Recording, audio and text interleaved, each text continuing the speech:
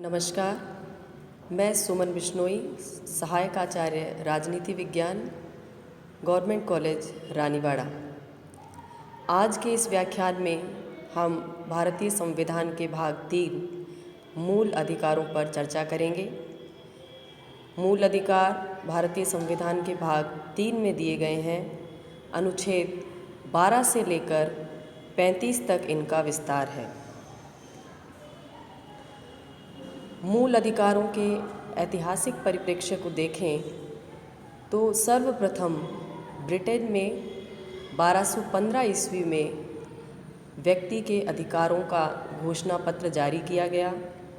उस समय ब्रिटेन के सम्राट जॉन किंग थे। इस अधिकार पत्र को मैग्ना कार्टा चार्टर के नाम से जाना जाता है। इसी ऐतिहासिक अधिकार पत्र के आधार पर भारत के संविधान में भी मूल अधिकारों को समाहित किया गया और भाग 3 को भारतीय संविधान का भी मैग्ना कार्टा कहा जाता है। आज़ादी के पश्चात लागू संविधान में मूल अधिकारों को शामिल किया गया, लेकिन इनकी मांग भारतीय आज़ादी के आंदोलन के समय से ही की जा रही थी। सबसे पहले इस मांग को 1928 की नेहरू रिपोर्ट में उठाया गया। नेहरू रिपोर्ट भारतीय संविधान के निर्माण का आरंभिक प्रयास कही जा सकती है। इसके पश्चात इस रिपोर्ट को मोहम्मद अली जिन्ना के द्वारा ठुकराया गया और उन्होंने पृथकतः अपने द्वारा 14 सूत्री कार्यक्रम की घोषणा की। उस घोषणा में भी मौलिक अधिकारों को जगह दी गई। इसके पश्चात राष्ट्रीय कांग्रेस के वार्षिक अधिवेशन 1931 जो कराची में हुआ, उसकी अध्यक्षता सरदार वल्लभ भाई पटेल ने की। इस अधिवेशन में भी मौलिक अधिकारों के संबंध में एक प्रस्ताव पारित किया गया। इस प्रस्ताव को पंडित जवाहरलाल नेहरू ने तैयार किया था। इस तरह से आज़ादी के पूर्व भी मौलिक अधिकारों के लिए प्रयास निरंतर जारी थे। संविधान सभा में मौलिक अधिकार और अल्पसंख्यक संबंधी समिति की अध्यक्षता सरदार वल्लभ भाई पटेल ने की गई। मौलिक अधिकारों की उप समिति के अध्यक्ष थे JB कृपलानी। और इन्हीं प्रयासों के फलस्वरूप जब भारत का संविधान 26 जनवरी 1950 को लागू हुआ तो मौलिक अधिकार अपने वर्तमान स्वरूप में अस्तित्व में आए। अब हम देखेंगे कि कानूनी अधिकार और मूल अधिकार या मौलिक अधिकारों में क्या अंतर है। साधारण शब्दों में कहें तो मौलिक अधिकार मनुष्य के वो अधिकार हैं जो उसके व्यक्तित्व के विकास के लिए अत्यंत आवश्यक हैं और ये अधिकार राज्य उसे प्रदान नहीं करता है। राज्य सिर्फ उन अधिकारों पर मुहर लगाता है। ये अधिकार व्यक्ति के पास पहले से ही मौजूद है। कानूनी अधिकारों का यदि उल्लंघन होता है तो निचली और अदालतें सामान्य प्रक्रिया के माध्यम से कार्यवाही करती है, लेकिन मूल अधिकारों का उल्लंघन होने पर सीधे उच्चतम न्यायालय में अनुच्छेद 32 और उच्च न्यायालय में अनुच्छेद 226 के तहत कार्यवाही की जा सकती है। यानी इन अधिकारों की पवित्रता पर इतना बल दिया गया है कि आप सीधे अपने देश के सर्वोच्च न्यायालय में इनके प्रवर्तन के लिए याचिका दायर कर सकते हैं। कानूनी अधिकारों को व्यवस्थापिका सामान्य कानूनों के द्वारा बदल सकती है, जबकि मूल अधिकारों में परिवर्तन के लिए संवैधानिक संशोधन की आवश्यकता होती है। यानी आसानी से व्यवस्थापिका अपने नागरिकों से इन अधिकारों को नहीं छीन सकती है। तीसरे, सभी कानूनी अधिकारों का पूर्ण या आंशिक रूप से समापन किया जा सकता है। यानी व्यक्ति को प्राप्त सभी कानूनी अधिकार समाप्त किए जा सकते हैं, लेकिन मूल अधिकारों के संदर्भ में ऐसा नहीं है।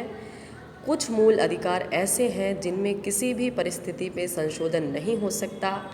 वो मूल अधिकार संविधान के आधारभूत ढांचे का भाग हैं। आधारभूत ढांचे का सिद्धांत माननीय उच्चतम न्यायालय के द्वारा केशवानंद भारती वाद 1973 में दिया गया था। इस वाद के अनुसार संविधान के कुछ भाग और कुछ संकल्पनाएं ऐसी है जो इस संविधान का मूलभूत आधार है और किसी परिस्थिति में इनमें संशोधन नहीं किया जा सकता। अंतिम बिंदु है मौलिक अधिकार आपातकाल के अलावा कभी भी निलंबित नहीं किए जा सकते हैं। केवल आपातकाल वो परिस्थिति है जिसमें नागरिकों के मूल अधिकारों का निलंबन होता है। लेकिन 44वें संविधान संशोधन 1978 के बाद स्थिति ये है कि अनुच्छेद 20 और 21 प्राण और दैहिक स्वतंत्रता का आपातकाल के दौरान भी निलंबन नहीं किया जा सकता। अब है मूल अधिकारों की विशेषताएं। मूल अधिकार पूर्णतया निरपेक्ष नहीं है। इन पर भी राज्य के द्वारा युक्ति युक्त प्रतिबंध लगाए जा सकते हैं, इन्हें सीमित किया जा सकता है। यानी मूल अधिकार निरपेक्ष नहीं है, मूल अधिकार सापेक्ष है। लोक व्यवस्था, राष्ट्र की एकता, अखंडता, जन स्वास्थ्य इत्यादि कुछ ऐसे मुद्दे हैं जिनको आधार बनाकर इन मूल अधिकारों पर कुछ प्रतिबंध लगाए जा सकते हैं। लेकिन अनुच्छेद 17 अस्पृश्यता का निषेध तथा अनुच्छेद 24 बाल श्रम का निषेध ऐसे मूल अधिकार हैं जिन्हें किसी भी परिस्थिति में सीमित नहीं किया जा सकता। मूल अधिकारों पर लगाए गए प्रतिबंधों की युक्ति युक्तता की जांच न्यायालय के द्वारा की जा सकती है। यदि व्यक्तियों के मूल अधिकारों पर राज्य कोई प्रतिबंध लगाता है तो वो प्रतिबंध कितने तार्किक हैं इसकी जांच न्यायालय कर सकता है, यानी ये न्यायिक पुनरावलोकन के अधीन है। मूल अधिकारों का आपातकाल में निलंबन किया जा सकता है। राष्ट्रीय आपातकाल नेशनल इमरजेंसी के समय अनुच्छेद 20 और 21 को छोड़कर सभी मूल अधिकार निलंबित हो जाते हैं। इन मूल अधिकारों के निलंबन के भी दो तरीके हैं। अनुच्छेद 358 के अनुसार अनुच्छेद 19 स्वतंत्रता का अधिकार स्वतः ही निलंबित होता है, जिसमें हमारी वाक और अभिव्यक्ति की स्वतंत्रता, कहीं पर जाने, बस जाने और किसी प्रकार का व्यापार करने की स्वतंत्रता, संगठन बनाने की स्वतंत्रता, ये सभी स्वतंत्रताएं 6 स्वतंत्रताएं संविधान के अनुच्छेद 19 में दी गई है, ये निलंबित होती है। लेकिन इसके अतिरिक्त बाकी सारे मूल अधिकार 19 को छोड़कर बाकी मूल अधिकार 359 के अधीन राष्ट्रपति की आदेश के बाद निलंबित किए जाते हैं। तो मूलतः स्थिति ये है कि 19 का स्वतः निलंबन होता है, 20 और 21 कभी भी निलंबित नहीं किए जा सकते, और अन्य अनुच्छेद हैं, अन्य मूल अधिकार हैं, वो राष्ट्रपति की आज्ञा के बाद राष्ट्रीय आपात के दौरान निलंबित किए जा सकते हैं। अनुच्छेद 32 और 226 क्रमशः उच्च न्यायालय, उच्चतम न्यायालय और उच्च न्यायालय में मूल अधिकारों के प्रवर्तन से संबंधित है। ये अधिकार व्यक्तित्व के विकास हेतु महत्वपूर्ण है। ये अधिकार व्यक्ति को राज्य के विरुद्ध प्रदान किए गए हैं, अर्थात मूल अधिकारों के माध्यम से राज्य की तुलना में व्यक्ति को महत्वपूर्ण माना गया है। राज्य को साध्य न मानते हुए उसे व्यक्तित्व विकास का एक साधन माना गया है। भारतीय संविधान में मूलतः 7 प्रकार के मूल अधिकार थे, जिसमें से 44वें संविधान संशोधन 1978 जो जनता पार्टी की सरकार ने किया था, उसके द्वारा संपत्ति के अधिकार का निलंबन कर दिया गया है। संपत्ति के अधिकार को निलंबन नहीं, संपत्ति के अधिकार को हटा दिया गया है।